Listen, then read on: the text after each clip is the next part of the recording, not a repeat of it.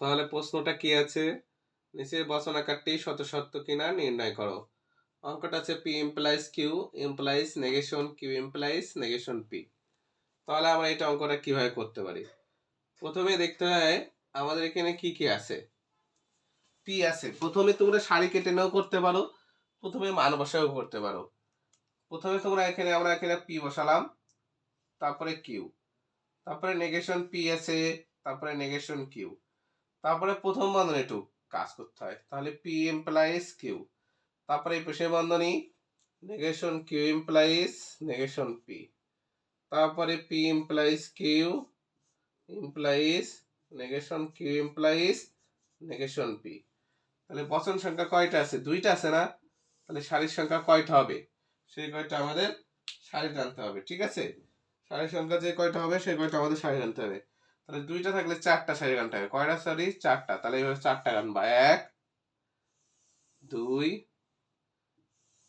3 4। তাহলে পি একটা পেয়েছি আমরা বচন, কিউ পেয়েছি, negation P negation Q, P implies Q negation Q implies negation P, আর এই সমস্তটা। তাহলে চারটা সারি হলে দুইটাই টি বসবে, দুইটা এফ বসবে, একটা টি বসবে একটা এফ বসবে দ্বিতীয় স্তম্ভে।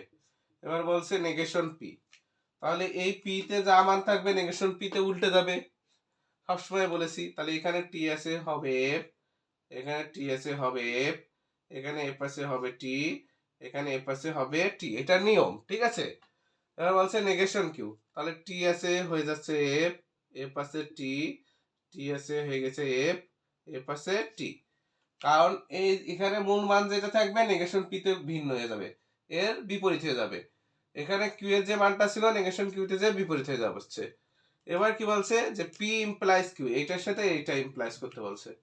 তাহলে এখানেও টি এখানেও টি, টি তে ইমপ্লাইজ এ টি, এখানে টি এখানে F, T F A implies F, এখানে এফ এখানে টি, এফ টি তে ইমপ্লাইজ এ টি, এখানে এফ এখানে F, F F A implies A টি।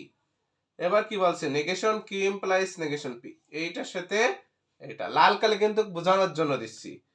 এখানকার এফ এখানকার F, F F A implies A T, এখানে টি এখানে এফ, তাহলে এই টি আর এফ এ কি হয়? এফ হয়, টি ইমপ্লাইজ এফ এফ, এখানে এফ এখানে টি, এফ টি তে টি, এখানে টি এখানে টি, টি টি তে এখানে টি এখানে টি, টি টি তে কি আছে?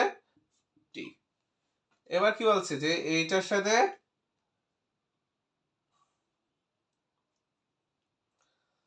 এবার বলছে কি দেখো যে এইটার সাথে এইটা করতে ইমপ্লাইজ করতে বলছে। তাহলে এখানকার টি এখানকার টি, টি তে ইমপ্লাইজ এ টি, এখানে এখানে F F F implies A T, এখানে টি এখানে টি, টি টি তে ইমপ্লাইজ এ টি, এখানেও টি এখানেও টি, টি টি তে ইমপ্লাইজ এ টি। আশা করি সবাই বুঝতে পারছো।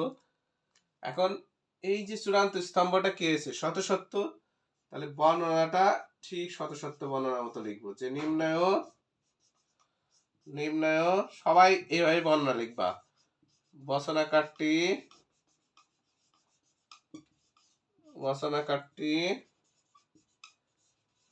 শত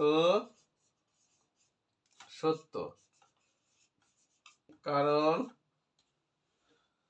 সত্য সারণীর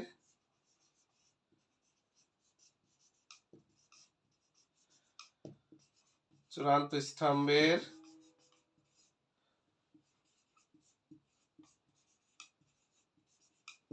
প্রতিটি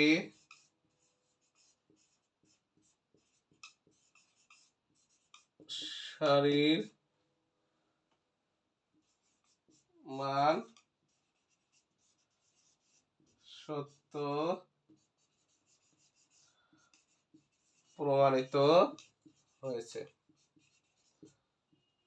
ঠিক আছে, সবাই এভাবে অঙ্কটা করে নেবা।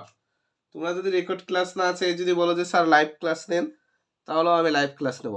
রেকর্ড নিলে সুবিধা কি, এটা তোমরা পরে আবার অনেকে দেখতে পারবা, কিন্তু লাইভ নিলে অনেক সময় মিস করে যাবা।